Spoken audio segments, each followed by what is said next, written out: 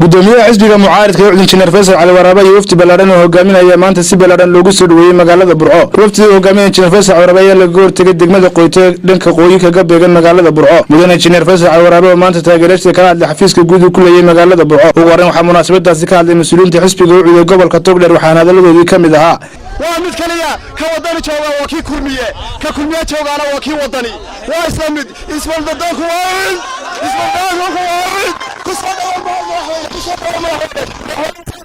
dadka kale kaga duwan yahay waxaan idhin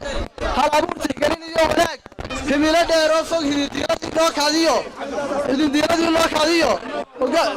hal abuurta gelin iyo wanaag himilo dheer oo fog hoggaan suuban hoolada kartida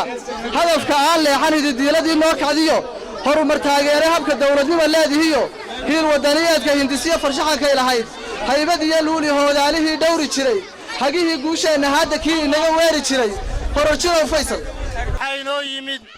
xisbigii guusha xisbigii horumarka xisbigii cadaaladda waynu aragnaa labadii xisbiga kale dalkan aynu u tirinaynay maanta heerka ay marayaan nimanka caawa isku haysta baarlamaanka gudihiisii kuma aamini karayno dalkan aynu leenahay maxaa yeelay dagaal waynu ka daalnay dhibaato waynu ka daalnay nimanka caawa baarlamaanka hortiisii isku haysta berrita doorashada maxay ku kala baxayaan waxay ku kala baxayaan yaa haya cidina ma hayso ma damaanad qaadi karayno dalkanna waqti badan baa loo huray naf badan baa loo huray hanti badan baa loo huray dhici mayso si dhibiyar inaynu ku sii dayno dhici mayso si dhibiyar inaynu uga tagno wax walba xun waynu ka qabanaynaa dalka xisbi aan qabiil lahayn xisbi Somaliland xisbi kuwa maqan doona kuwa joogana ilaaliya ayaynu haysanaa waad ogtiin Faysal cadaawadda uu cadawga u qabo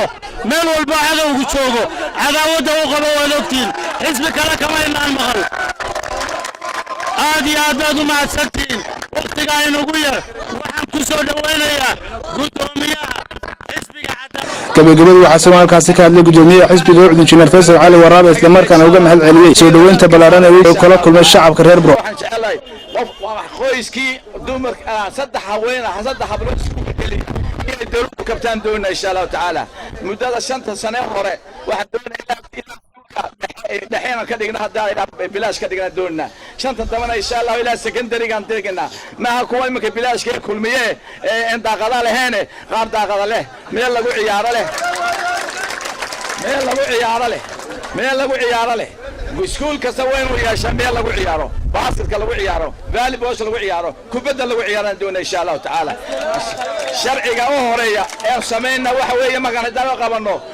dhulkaan ku soo cilna gacanta dawladda dul dambe oo la iska qaadqaadan ma jirto maanta dawladdu dhul ma leh waaniga wata maanta sayladii la iibinayo la doonaya sayladii laga saaraa iibsada la doonaya walaalayaal waxaan sameeynaa meeyro fiican ya garoonka ma la iibsaday oo kiina waa ka daran ku iyaga adargay Ahmed Jaamac Aadan Ahmed Diguro telefishinka caalamiga SBC Burco.